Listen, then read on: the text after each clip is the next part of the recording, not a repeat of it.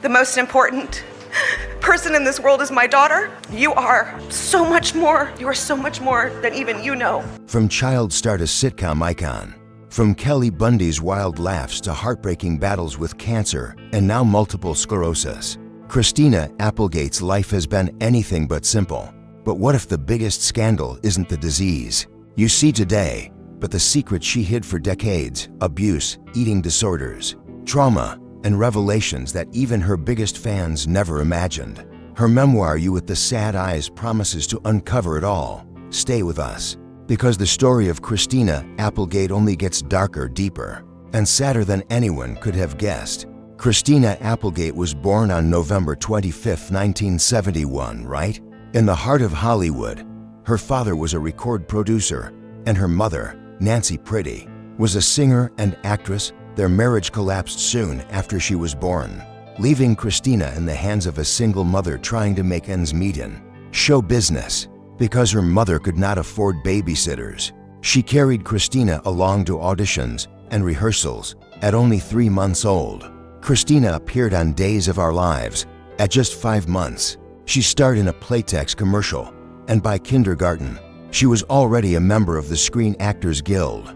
While most children remember cartoons and playgrounds, Christina remembers cameras, lights, and stage directions. Her earliest memories weren't of toys, but of surviving the world of Hollywood. At the age of 8, a neighborhood boy called her fat. It was just one word, but it stuck with her and haunted her for decades. Not long after, her mother signed her up for Weight Watchers, and by the age of 15, the same year she landed the role that would define her life, Christina was already starving herself. Some days she would allow herself only 5 almonds, and if she dared to eat 6, she would break down in tears. On the outside, she was Kelly Bundy, the blonde daughter in Fox's bold new sitcom Married with Children. The show was crude, wild, and hilarious.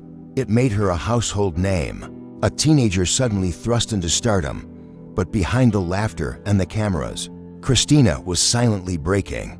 Her eating disorder consumed her for decades, a secret she would not publicly admit until 20 to 4. By 19, Christina had her first major film role in Don't Tell Mom the Babysitter's Dead. The critics dismissed it, the box office returns were modest, and Christina herself hadn't even wanted to take the part. But something unusual happened. The film refused to disappear. Through VHS rentals and reruns on cable, it found a cult following. Suddenly, audiences were connecting to Christina in a way critics never had. She began experimenting with roles, starring in the big hit In Mafia, and then in The Sweetest Thing. Some of these projects worked, others fell flat. But slowly she proved she was more than just the ditzy teenager America remembered as Kelly Bundy. In 2004, she stepped into a role that would become iconic. In Anchorman, Christina played Veronica Corningstone, a determined television anchor going head-to-head with the absurd antics of Will Ferrell and his comedy team. Many of the scenes were improvised, but Christina held her ground, her timing and delivery earning her respect. She was no longer just surviving Hollywood. She was owning it. In 2005, a dream she had nurtured since childhood finally came true. She took the stage on Broadway in the revival of Sweet Charity. Dancing, singing, shining under the lights, she earned a Tony Award nomination for her performance. But during a performance in Chicago, disaster struck. In the middle of a number, she snapped a bone in her foot. She pushed through the pain, finishing the show. But the damage was permanent. That single injury ended her dancing career forever. Broadway had embraced her with one hand, only to close the door. With the other, her personal life was equally turbulent. Christina married Jonathan Sheck in 2001, but by 2007 the marriage was over. Her next relationship ended in tragedy when her boyfriend Lee Grivas died from a heroin overdose at just 26. Christina was devastated, and then, in 2008, she received the news that would change her forever. At the age of 36, she was diagnosed with breast cancer. Tests revealed that she carried the BRCA1 gene mutation, which gave her an 87% lifetime risk of breast cancer. Faced with impossible odds, she chose to undergo a double mastectomy. She was declared 100% cancer-free. but the emotional toll was immense. She admitted to crying, screaming, and breaking down, though she kept her sense of humor alive, joking that she would one day have the best boobs in the nursing home.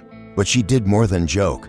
She turned her pain into purpose. In 2009, she launched Right Action for Women, a foundation dedicated to helping women at high risk afford life-saving MRI screenings.